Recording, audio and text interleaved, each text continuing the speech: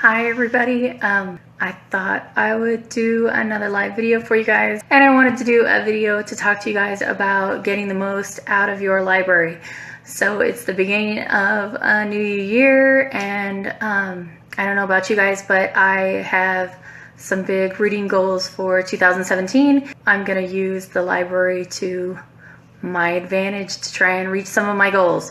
So I know a lot of people are doing reading challenges. I've been tagged on a lot of people's posts for like I think the Pop Sugar challenges. I know that a lot of you are going to be out there looking for books to try and complete your challenges. So I wanted to help you guys to figure out how to find some really good books to try and reach your reading goals for 2017.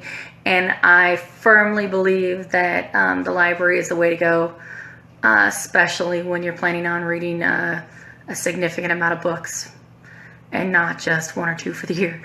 First off, if you haven't been to a library recently, I'm going to tell you that you should probably go find your nearest library. I obviously have, I work in a library, so I might think a little higher of a library than maybe a lot of other people because I work for one, so I might be biased slightly, but I think libraries are great, and I'm going to be kind of speaking for my library right now, and I work for a small military library, so some of the things that we have at my library might not apply to yours. So I can really only speak for mine, but some of the things that I'm going to tell you that you can do at mine, although you may not be able to do it at yours, it's worth a shot to go into your library and at least ask if your library offers the same program, see if they do it. While it might be free at my library, you may have to pay a small fee at yours, but it's always worth going in and asking about it first. So my first suggestion is, and I asked about this on the blog recently, is to keep track of the books that you want to read. And Amy, I'm going to talk to you about ebooks in a second, but to keep track of the books that you're interested in. And I use Goodreads, and I know some people keep a notebook in their purse where they write things down, but I have a Goodreads app on my phone. I have my Amazon app on my phone, and sometimes my Amazon app is easier to use, and I have a wish list on my Amazon app. So when I'm in Barnes & Noble, or I'm reading a magazine, or I see somebody mentions a book that seems interesting on TV, I usually make a note of it on Goodreads that I want to read it. If I'm looking at something on Facebook and somebody mentions a book and it sounds interesting, I'll put it on my Goodreads want to read, or I'll stick it on my Amazon wish list. And then when I go to the library, I can look up that book. So when you go to the library and you look in the card catalog, or you've gone up to the librarians, you've asked them if they have that book. Okay. First off, if they have the book at the library, but it's not on the shelf, okay, ask them if they can put it on hold for you. This is something that a lot of people don't understand that you can do. If they have the book at the library and it's not on the shelf, most libraries can put the book on hold for you. And a lot of people will say, oh, no, it's not a problem. Like, I'll just come back and look for it another time. Okay, you're wasting your time. You're going to forget about the book. You're never going to come back and look for it again.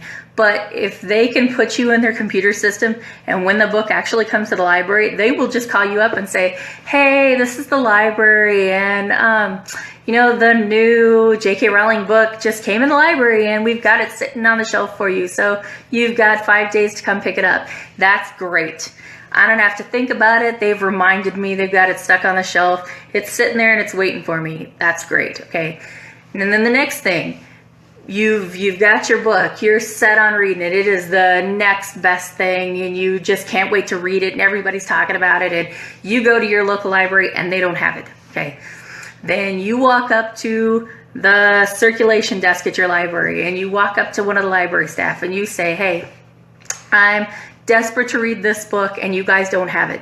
Do you guys do interlibrary loans? You need to see if they do interlibrary loans, or you need to see if they do ebooks. Okay, most libraries participate in, it's called Overdrive. Okay, Overdrive is their ebook programs. And Amy, this is what you were asking about. Okay, our library does ebooks. They don't do every book is an ebook. There's just like your library only has so much funds to buy so many physical books to have in their library. Your library also only has so much funds to buy so many books to have on Overdrive. So they're not going to be able to buy every book that's out there to have in an ebook form. But they're going to have money to buy some books. And they're going to have a different selection in ebook than what they're going to have physically in the library.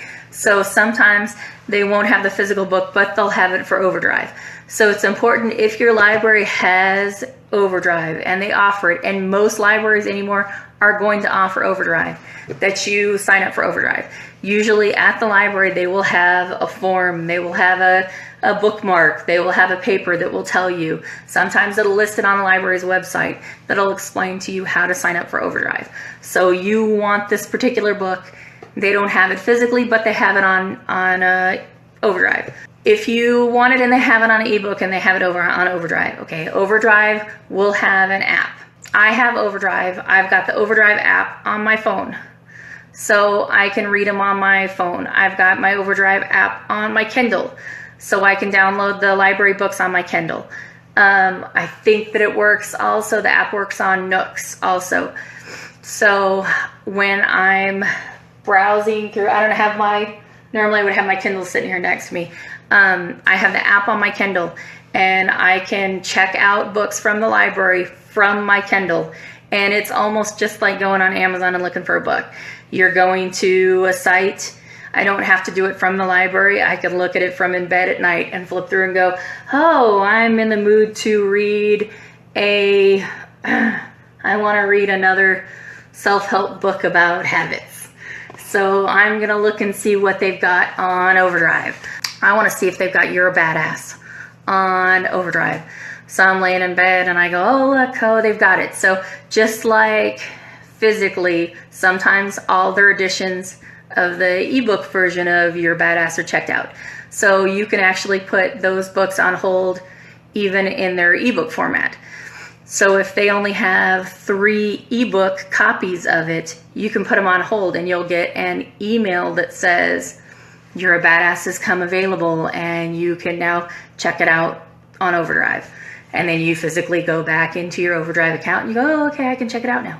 And then it just pops up on your e-reader. And when your checkout period, which is usually something like a week or 2 weeks, I can't remember how much it is, it just sends you an email that says your checkout period is done. And then it just goes and it pulls it right off your e-reader. So like my Kindle, it just takes it off. So you don't have to worry about late fees. You don't have to worry about turning anything in. It just sucks it right back off on your Kindle. It's like magic and it's gone. So, but there's an app. And I think that for most libraries, I know for the military Overdrive, their app isn't called Overdrive. There's an Overdrive app, but there's a different one for the military's version. It's called something slightly different and I can't remember what it is. And I always have to ask the rest of the library staff what it is when someone comes in and asks about it. But Overdrive and ebooks, that's a resource from the library that a lot of people don't realize we have. And you definitely need to do it. But interlibrary loans, I started to talk about it and then I got distracted by ebooks. Interlibrary loans are very cool. This is something that I use all the time. It's what I use for book clubs. If I want the physical book and we don't have it, then I will walk up to the library desk and say, does your library participate in interlibrary loans? Most libraries do, and for most libraries, it's free. You will take a slip of paper and you'll write down, okay, I want to read this book.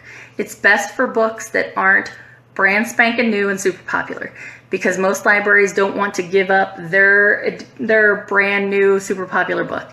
So if it's a little bit older and not like the hottest bestseller that just came out, that's going to be the best one to try and do an interlibrary loan with. But when I'm doing book clubs and we have, I need 10 copies of the book that I'm doing for a book club, I will interlibrary loan 10 copies of the book or 6 copies so that we can rotate them all in. And all the copies of the book will just come to my library, and I check them out from my library, and I turn it back into my library. So what happens is your library will borrow the book for you. So they'll go and search around to other libraries within their district normally and say, hey, we don't have this book, but do you have this book, and can we borrow it from you for our patron? So they'll do the dirty work for you. They'll hunt around to all the other libraries and say, hey, do you have this new J.K. Rowling book? Because we don't have it. And this other library goes, hey, we've got it, and we'll send it to you. And your patron can borrow it for you. So then you borrow it and you turn it back into your library, which is great. And once again, that's another thing where you just fill out a little paper, and then the library goes, hey, you know that book that you wanted to borrow and we didn't have? You go, yeah. And they go, hey, you can come pick it up, and we've got it sitting here, and you've got like 5 days to come pick it up. And you go, oh, great. And then you go to your library and you pick it up. So that's another really good resource. So this is a thing where like I said, I don't focus so much on what does my library actually have on its shelves. I want my library to work for me. So the books that I want to read, I'm going to find a way to make my library help me to read the books that I want to read. So if you have a small library, like I work in a small military library, we only have so much room for so many books. But my small library can really fulfill all of my needs, because if we don't have that, we're going to help you get it. And a lot of people don't realize that we'll do that. And my biggest thing with libraries, and what we usually try and tell people, is most of the time you go to the library and you don't really want to talk to the staff. Like, you walk in there and you don't really want to ask anybody for help. And sometimes it's awkward because, you know, we're behind the circ desk and we kind of look like we're busy and we're fiddling with something, and nobody really wants to walk up and kind of interrupt anybody to ask anything. But and here's where I can kind of speak for the library that I work at. We love talking to people. Clearly, you can tell I don't have a problem talking to people, and I talk to myself pretty good. We love talking about books. Everybody at my library, we like books. We're passionate about books, and we want to help you find something. Like, you have come to the library, and we want to make sure that when you leave, you're happy. We want you, yeah, Kat, we love talking to people. We love our patrons, and we want to make sure that when you leave the library, you have left happy. You're fulfilled. You have left our place and walked out and went, man, this library is cool. Like, they helped me find exactly what I needed. So if we don't have it, we want to do our best to help you get it. So we're going to look and we're going to say, okay, if we don't have it here, how can we get it for you? Can we interlibrary loan it for you? Do we have it on an ebook? And then if we don't have it on an ebook, then another resource and something that a lot of people really like are audiobooks. Then we're going to look and we're going to see, do they have it on an audiobook? And a lot of people talk about Audible, and a lot of people really enjoy, like, I know my friend Amy likes podcasts and audiobooks when she runs. We have One Click Digital, and One Click Digital is Audible, only free. And once again, you can get the app and put it on your phone. You can put it on your Kindle. You can get the app for everything and listen to it just like you can for Audible, only it's free. And I hadn't played around with One Click Digital a whole lot until recently. I was obsessed with Great Courses online, and I don't know if anybody's ever been to the website and looked at it, but I love Gretchen Rubin, and Gretchen Rubin, one of her sponsors is Great Courses. And I had looked at the Great Courses website because her sponsorship, they're always like, get $10 off of the Great Courses website, and you can watch as many Great Courses videos as you want for, I can't remember how much a month it is. And One Click Digital, which through our library you can do for free, has, I don't know, something like 350 different Great Courses things for free on One Click Digital. And it's just another resource that you can use through your library that a lot of people don't realize we have. And for people who don't know what Great Courses is, it's basically like college lectures, only anybody can do it without actually going to a course. Our library actually has e-readers that you can check out for free from the library too. So you can check out e-readers from our library that are basically Kindle Paperwhites that are preloaded with, I think it's something like 200 books are preloaded on there. And they're not even just public domain old books. They're a really good mix between fiction and nonfiction, and there's leadership books and there's some young adult books, and it's really like a good mix of popular fiction and nonfiction, and they're already preloaded on basically a Paperwhite, and you can actually check it out from your library, take it home for 2 weeks and check out all the books that are already preloaded on a, basically a Kindle Paperwhite for free from your library. We have, it's Zinio, which is magazines, and that's, once again, you can look on your computer, and there's an app for Zinio also, and you can read magazines for free. So there's a ton of magazines on there, and there's back issues. We also have, let's see, tutor.com, so you can get tutoring help, homework help on there. Language programs, so you can check out, of course, language textbooks and things like that, dictionaries and stuff, but we also have, CDs and, the classic sort of language things that you can check out from the library. Our library actually has a free language program that you can sign up for at the library, which is like, it's kind of like a Rosetta Stone online language program that you can do from home. And that's a really cool resource. And I don't know if that translates to something that you can do in civilian libraries, but it's just something that you can ask about. Our library gets DVDs every week, just like Redbox, only they're free.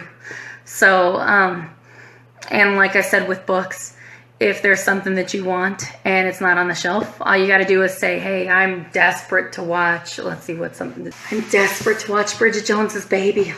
Like, I so want to watch it, the book was kind of crap, but I'm really desperate to see, like, I really want to watch Bridget Jones's Baby, because when I read the book and I looked at the reviews, so many people were mad because they loved the movie and the book was different, or they liked the book and the movie was so different. And so I want to watch the movie because I liked the movies before, and I just want to see what everybody was so pissed about. So I want to watch it. It's not going to be on the shelf. It's not going to be on the shelf for at least a month and a half. But I can say, hey, can you put Bridget Jones's Baby on hold for me? So once it becomes available, you can just give me a call and I can check it out. And the library staff's going to go, okay, no problem. We're going to put my name in the computer. And then as soon as Bridget Jones's Baby becomes available, then they're going to call me up and I'm going to be like, okay, I'll come by the library and pick it up.